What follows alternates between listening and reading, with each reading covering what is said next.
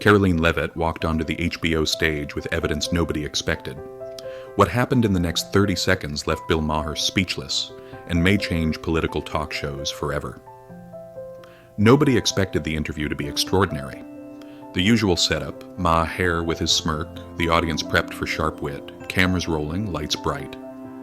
As Maher stood center stage in his tailored blue suit, the announcer introduced, "Please welcome White House Press Secretary Karoline Leavitt." She walked confidently in a crisp navy blazer, blonde hair neatly styled. The applause was polite but cautious. This was Maher's territory, and his progressive audience viewed her as an adversary. "Thanks for joining us," Maher said smoothly. "Busy week defending the indefensible?" The audience laughed. Levitt smiled briefly, unfazed.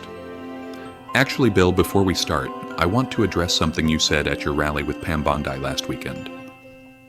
Maher raised an eyebrow, smirk returning, until Levitt reached into her slim leather portfolio.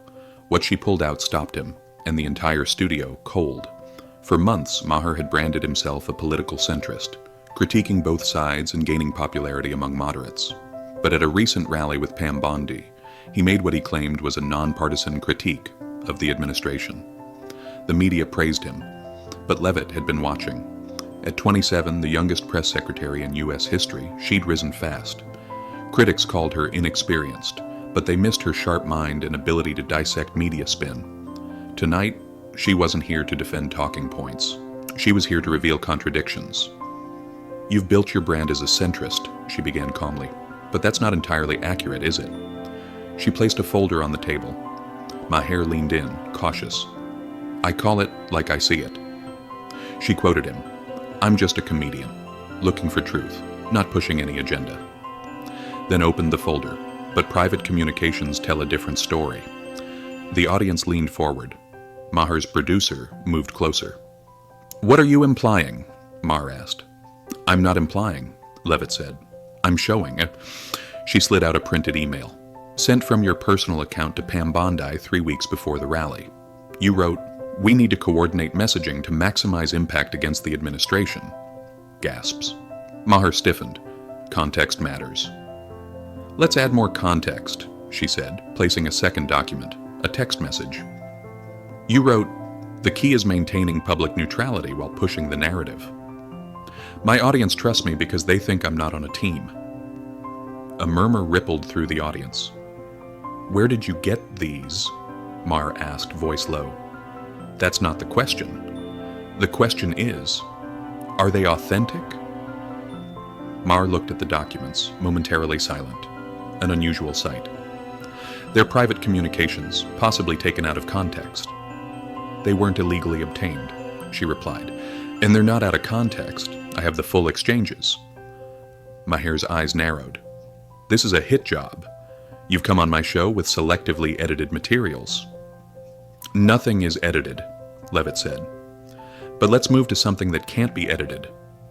She nodded off stage. A large screen lit up. It showed Maher in a meeting room with Bondi and staffers. The timestamp, 3 days before the rally. "I'm playing the both sides card publicly," Maher said in their video, "because that's how I maintain credibility. But between us, we know which side needs to win in November." The audience gasped. Maher snapped, "Turn that off." But no one moved. Levitt let the video play 10 more seconds, then stopped it. "There's more," she said, "but that makes the point clear." Maher exhaled, regaining composure. "You brought these snippets without giving me time to respond." "With respect, I'm not a journalist," Levitt said.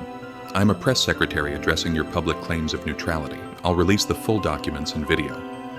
The audience sat in stunned silence. "Do you deny coordinating messaging while claiming neutrality?" she pressed. Maher hesitated. "I talked to many people. Bondi and I discussed framing, yes. That doesn't mean I've lost independent thinking." "So the communications are authentic?" Levitt asked. "Some appear to be," he said, jaw tight. "I haven't reviewed all of it."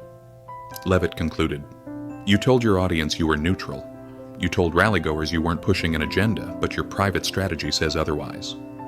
The audience, once loyal, was silent. The illusion of objectivity shattered. Maher, the sharp host always ready with a quip, sat quietly, unmasked on his own stage. Maher leaned forward. Let's be clear. You work for an administration with its own issues around truth. Levitt didn't flinch. This isn't an ambush, she said. It's accountability. The same kind you claim to support. She turned toward the audience. Bill built his brand on calling out hypocrisy. That's exactly what I'm doing tonight. The camera caught Maher's expression. Anger mixed with a dawning realization. He'd expected a typical political defense. Instead, he was facing a calm opponent, armed with evidence. Where did you get this material? He asked. From citizens who believed the truth mattered, Levitt replied. People with access to these communications, troubled by the gap between your public and private positions. She pulled out one final document, a consulting contract. This shows a 6-figure payment from a PAC tied to Ms. Bondi's group to your company, Strategic Communications, began 3 months ago. Gasps from the audience. A producer rushed to Maher's side. He listened, nodded, and turned back to the camera. We're going to take a break. But the damage was done. As the show went to commercial, audience members took to social media. Clips began to circulate. Production assistants huddled. Some looked at Levitt with respect. She hadn't raised her voice. She hadn't needed to. The documents had spoken for her. When the cameras returned, Maher had regained some composure. Before the break, he said, we saw communications brought by Ms. Levitt. While I stand by my independence, I acknowledge these exchanges may seem inconsistent with my public stance. It wasn't an admission, but it was close. The crowd stayed silent. What Americans want is honesty, Levitt said, not neutrality claims while pushing private agendas. And your administration is a beacon of transparency, Maher asked. We never claimed neutrality, Levitt answered. The public knows where we stand. We don't pretend. It was a blow Maher couldn't counter. The issue wasn't politics, it was honesty. He tried to close strong. This has been illuminating. I appreciate you bringing this forward. Levitt remained poised. Thank you, Bill. Your audience deserves a fuller explanation, but I appreciate the chance to speak. And with that, the most unexpected political confrontation of the year ended.